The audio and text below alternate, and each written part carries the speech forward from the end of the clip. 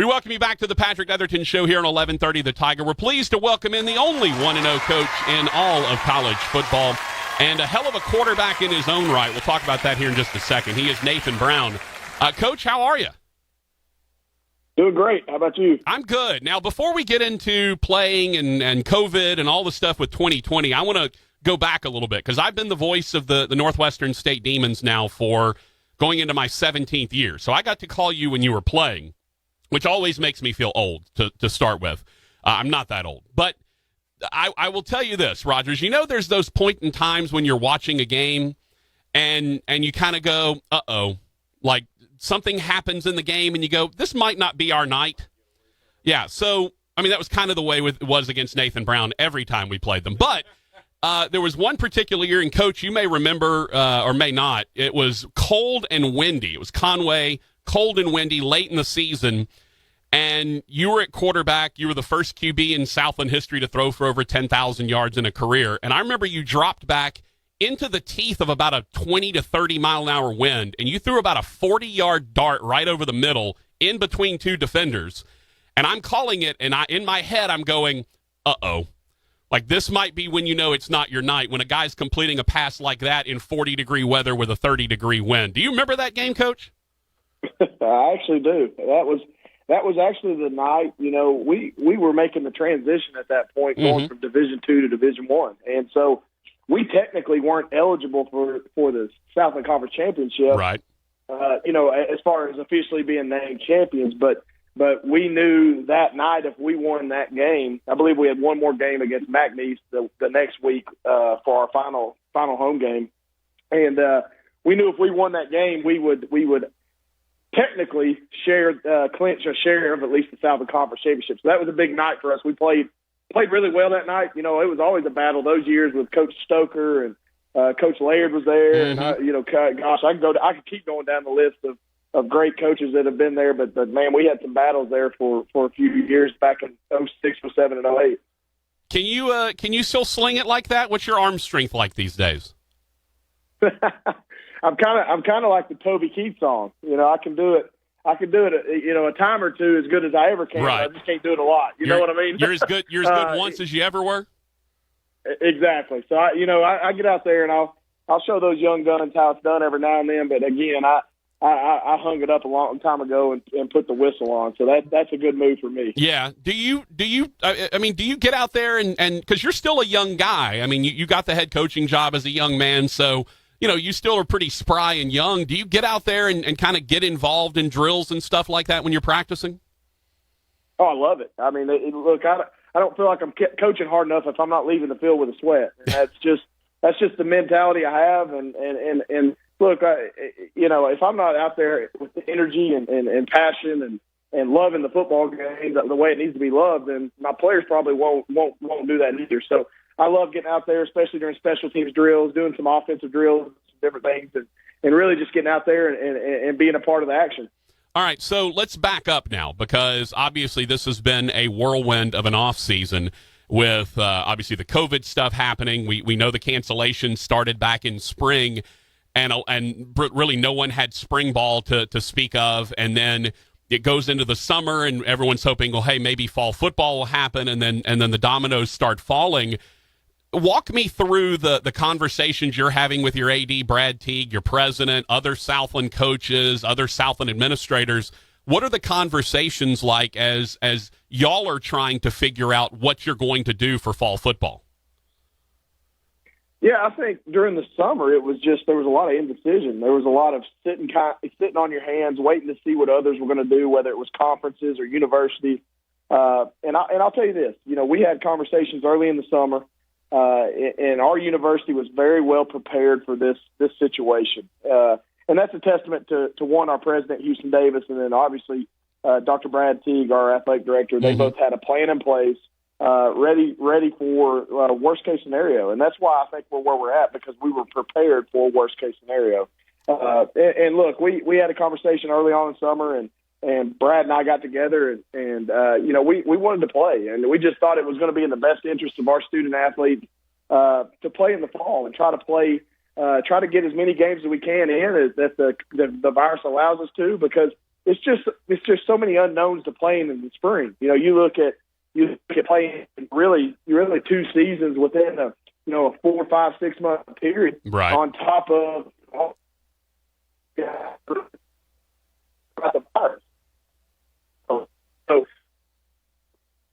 yep. AD across the country to basically say, hey, I'm all in on this, and my university's all in on this as well, and I think he stuck to his guns, and our players appreciated that. You know, you're kind of going it alone at this point. The Southland, no conference schedule for the Southland. They're moving to spring.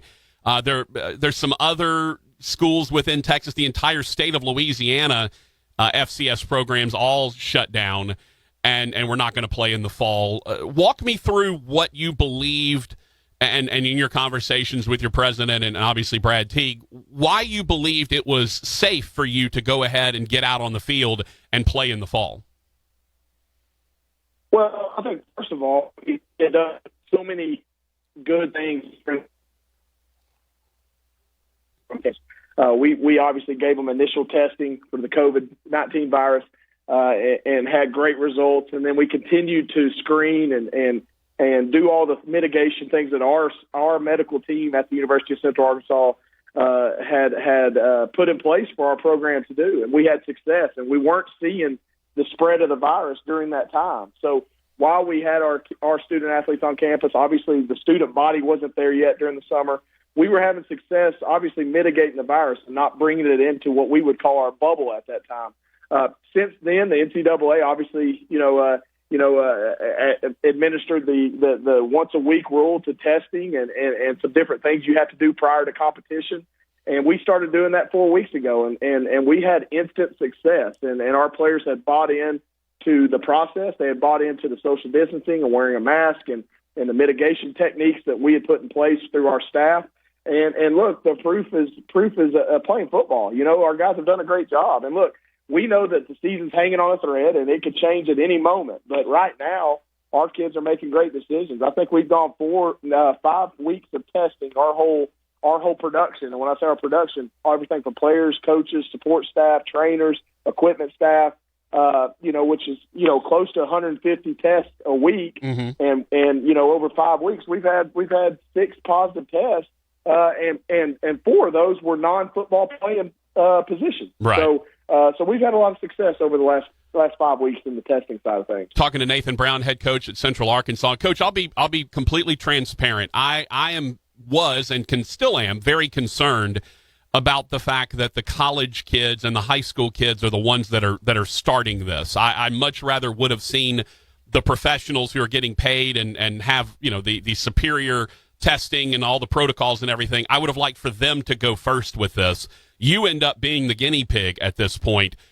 How is there a level of nervousness now because you are the guinea pig? You're the first ones out, and 10 to 14 days is going to tell you if this was a success or maybe there were some circumstances that you don't like. Yeah, I don't think there's any question that you're nervous about it. You're concerned. You're obviously very vigilant on the situation. I mean, I can't tell you how much more stress it has added to my life. Oh, I bet. Just dealing with the testing and dealing with, the protocols and obviously the families, reassuring the families that we're doing everything right for their young men. There's no doubt that there's some nerves and there's some uneasiness, but again, we put a solid plan in place. I think we've stuck to our guns and our original thoughts and beliefs. And our players are who we really fed off of. They wanted to continue to play. They wanted this opportunity, and they've done right, and we've rewarded them for that. So I can't thank them enough. And again, like I said, we're going to go as long as COVID allows us to go. I mean, Look, we're not going to put our kids and our coaches in a situation that's going to put them at risk. As far as if we get a bit large number starting to contract the virus, or if we see the spread happening from practice or games or whatever it is. But we've been fortunate to be in Conway, Arkansas, which isn't a real hot spot, sure. Knock on wood, at least as of now. And that's my biggest thing with our players is don't pay attention to social media. Don't pay attention to different parts of the country. Let's pay attention to what's the truth right in front of our face in our community and what we can control. and our kids have done a good job of that to this point. Would you agree that, and this is what I've been saying from the beginning, the other students are really the biggest threat to all of this? Is that pretty accurate? There's no question. Absolutely. I mean, if we could sit there and just have our student athletes in our campus and be all online and just have a true bubble, a lot like what the NBA's done, a lot like what the Major League has done somewhat, there's no question. I mean, because we're putting more time and effort and energy into making sure that our young men are safe and taken care of, and that the general population of students isn't getting. They're not getting someone almost to an annoyance level grilling them every day about doing right or wearing their mask or staying socially distanced. Or look, we've taken the approach even to the extent in our program, treat every person you come in contact with like they have a positive case. And so therefore you're going to stay separated from them. And that's the actions and mentality we've tried to take. And to answer your question, I absolutely agree with you 100%. Nathan Brown, head coach of Central Arkansas. All right, let's talk football now. We had to address the COVID stuff, but let's talk about on the field. An unbelievably bizarre and, as you mentioned, kind of emotionally draining off-season of preparation, trying to get ready for this game. You go in, and normally in the first game, you expect the growing pains you expect the team to get a little bit better as the game wore on.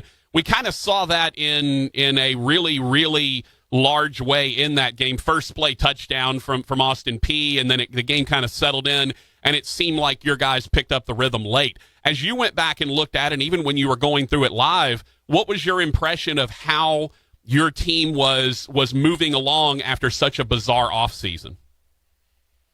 Yeah, first off, hats off to Austin Peay. I mean, they played like a top 10 program. They were coming off an 11-win season, quarterfinalists in the FCS playoffs. So we knew they were going to be a difficult task. I think they were picked preseason number 1 in the Ohio Valley. So just a great FCS, out of conference matchup for us, and they played really well. But we left a lot of things out there. We looked rusty. We looked like at times that we weren't ready to play a football game. And my biggest concern going into the game was conditioning. You had a limited time with them in the summer. You had a limited, kind of abbreviated fall camp. You did a lot less because of some of the mitigation things you were doing, a lot less meeting times, a lot less time together.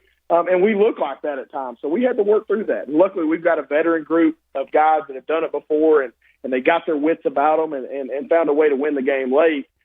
Because we've got enough playmakers to do that. I really like our team, and I like the chances we have as we move forward. But, yeah, when you go back and watch the film, I thought our defense kept us in the game. Obviously, after the first play, I thought they dominated the line of scrimmage for the whole night. Offensively, we left 21 points out there. I mean, you saw us have chance after chance to explode the game wide open, and we just couldn't capitalize. But, look, made enough plays in the end, made a big play on offense, 2-minute drive to win the game, and the defense held on at the end with a late interception and came away from, national TV audience on ESPN primetime with a big win for the Southern Conference. Yeah, and you mentioned your defense really stepping up after the first play. You basically gave up 250 yards after that first play from scrimmage. So your defense, and you knew going in, right, that your defense was going to have to carry you a little bit as the timing got down with your offense. I think that's always the case no matter what you've gone through. Early in the year, your defense is usually ahead of your offense. That's typical to most teams. And again, I think in general, our defense is a strength of ours anyways, and they proved that on Saturday night. All right, so you go from a Saturday night late game against Austin Peay in Montgomery. You stay in Alabama to take on UAB in Birmingham on Thursday. As you were putting this schedule together, and obviously with Brad Teague with you, tell me about going ahead and making this little sort of two-step where you just stay in Alabama for the week so that you can stay and play at UAB.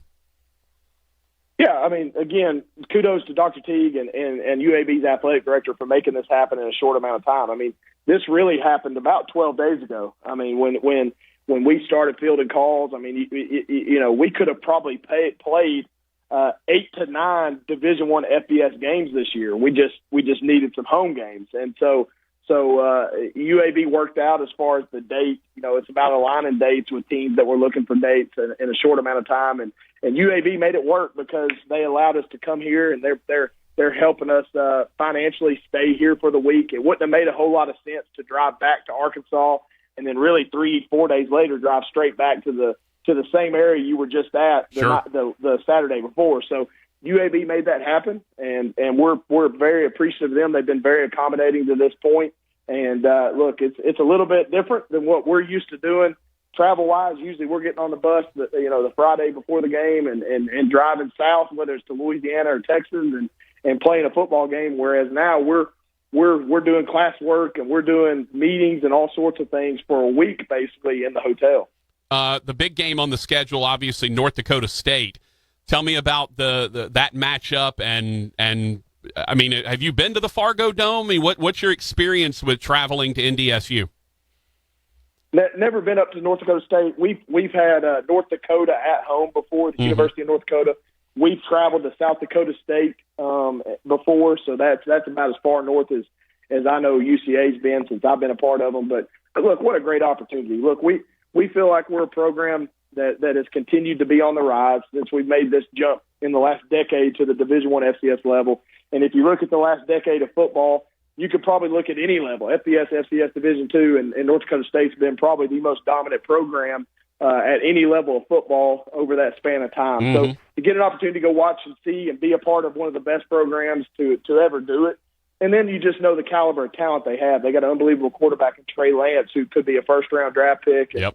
And again, we're their marquee matchup. We're the matchup that they're playing this fall, and it's going to be a great opportunity for our young men, one, to see one of the best and compete against one of the best programs at our level of football. Last question for you, Coach. Nathan Brown, head coach of Central Arkansas.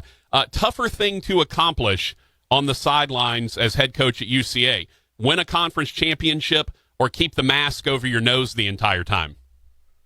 Keep the mask over your nose, no question. Look, I'm going to tell you, it's not even as much hard to obviously everybody's kind of annoyed at this point with the mask. Sure. But nobody wants to wear it. I'll tell you, coaches are going to struggle with this. And this is what I've done a few interviews and talking about this, is the communication with your headset gets muffled with that mask.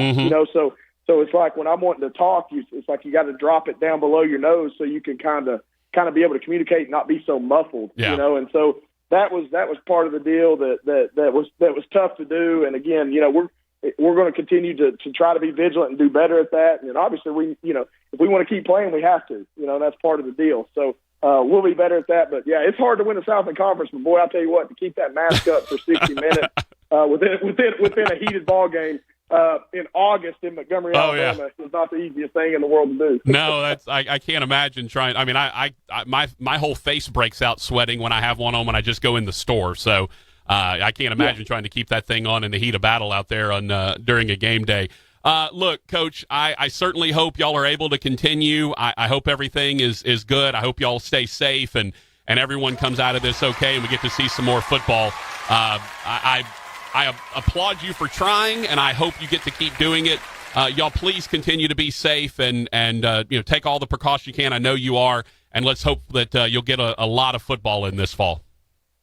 Absolutely. Well, I appreciate your time, and anytime I can talk about the Bears, I'd love to. Hey, you got it. Thanks, Nathan.